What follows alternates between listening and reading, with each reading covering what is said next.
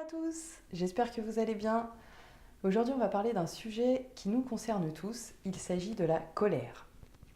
Je m'appelle Mélanie Rouen et je suis l'auteure de blog harmoniefamiliale.fr que je vous invite à aller visiter, sur lequel vous trouverez un guide que j'ai confectionné pour vous qui vous mènera en 5 étapes à l'harmonie avec vos enfants. C'est un guide qui est gratuit, donc n'hésitez pas à aller visiter le site, à le télécharger et à le lire pour profiter des petites pépites que j'ai mises à l'intérieur. La colère est une émotion qui a très mauvaise réputation. En fait, elle a plutôt une image négative d'ailleurs auprès de la plupart des personnes.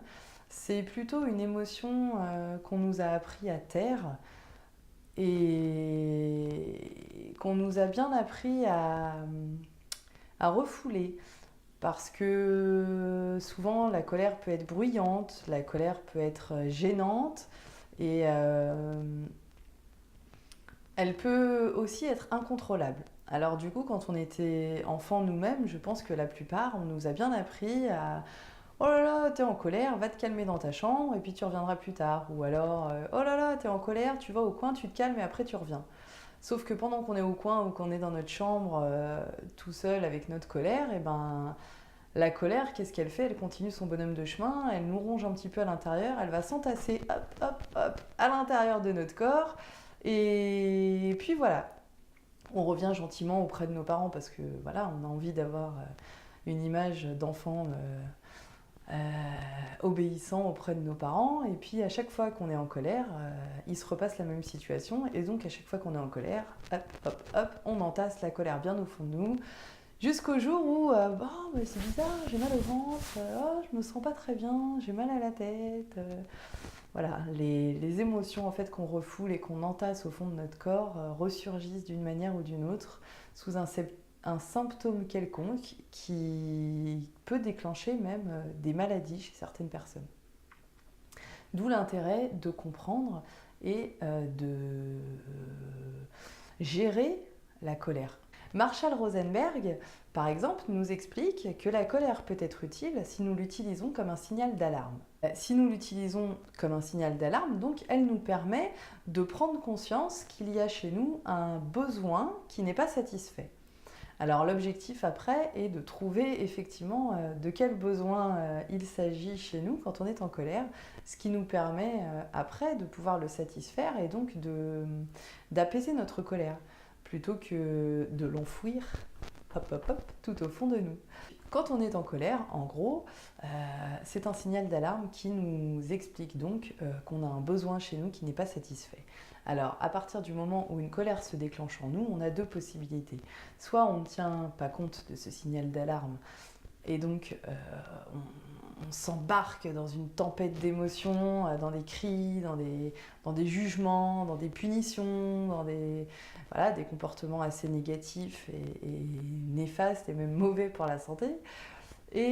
Ou alors on fait le choix d'écouter ce signal d'alarme, qui nous permet donc en écoutant ce signal d'alarme d'être à l'écoute de nous-mêmes, de s'ouvrir à des nouvelles perspectives, de comprendre ce qui se passe, de mieux nous connaître, donc de mettre en place des actions qui seront réalisables pour gérer et apaiser notre colère. La plupart du temps, on a tendance à utiliser des phrases quand on est en colère dans une situation avec son enfant, comme tu me mets en colère, j'en ai marre de te répéter sans cesse les mêmes choses, tu n'écoutes rien de ce que je te dis, tu fais toujours la même chose, t'en fais toujours qu'à ta tête, tu me mets vraiment en colère. Donc en fait, qu'est-ce qui se passe dans ces phrases-là? On accuse l'autre en disant tu me mets en colère, tu fais toujours ci, tu fais toujours ça, tu me mets en colère. C'est la communication du tutut, comme le dit Marshall Rosenberg. Et en fait, on porte l'autre responsable de notre colère. Là, dans cette situation-là, on porte l'enfant responsable de notre propre colère en lui disant c'est de ta faute en fait si je suis en colère. Et on est convaincu de ça parce qu'effectivement, le comportement de notre enfant nous met en colère. Donc, on en est convaincu.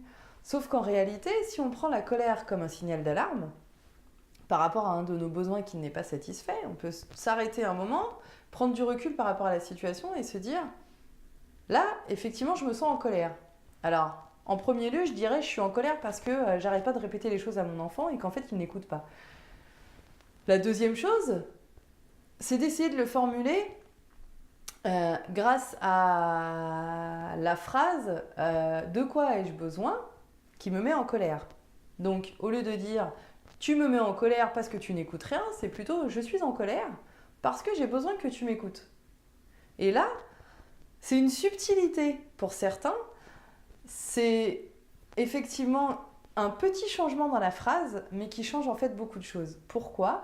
Parce que la responsabilité qu'on mettait au départ sur l'enfant en lui disant tu me mets en colère, tu ne m'écoutes pas, tu ne fais pas ci, tu, on prend notre propre responsabilité, on prend la responsabilité de notre propre émotion en disant je suis en colère, c'est moi qui suis en colère, ce n'est pas forcément de ta faute, c'est moi qui ressens de la colère à ce moment-là, parce que j'ai besoin, moi, d'écoute.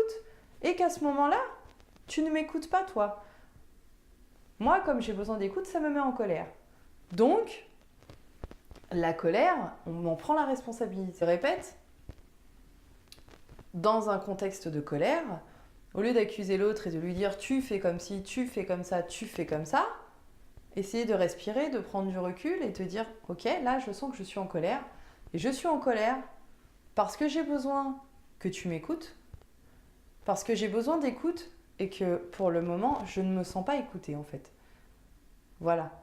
Donc on enlève les tu dans les phrases et on passe à la première personne, on parle pour soi en prenant donc la responsabilité de ses émotions. Je vous invite à mettre en pratique cet exercice. C'est vraiment un changement subtil qui peut s'opérer dans les phrases, mais je vous invite vraiment à le faire. Essayez dans votre vie quotidienne, parce que ça marche avec les enfants, ça marche avec votre conjoint, votre conjointe, ça marche avec les gens de votre famille, votre entourage, dans votre travail. Ça marche dans toutes les situations finalement où on ressent de la colère. Essayez de transformer comme ça. Au début, c'est un exercice qui paraît un peu difficile parce qu'on n'en a pas l'habitude, tout simplement, c'est pas naturel. Et comme tout changement en fait qu'on essaye de mettre en place, au départ, ça demande quelques efforts. Et petit à petit, vous verrez quand même une transformation dans les choses et vous sentirez vraiment nettement, en formulant cette phrase différemment, que votre colère va nettement s'apaiser en prononçant le je plutôt qu'en accusant l'autre. Vous verrez qu'à l'intérieur de vous, soyez attentif à ça, vraiment vous sentirez la colère s'apaiser plutôt que s'attiser. Voilà, ce qui est l'objectif du coup de cette vidéo. Vous aider à apaiser vos colères en les comprenant davantage.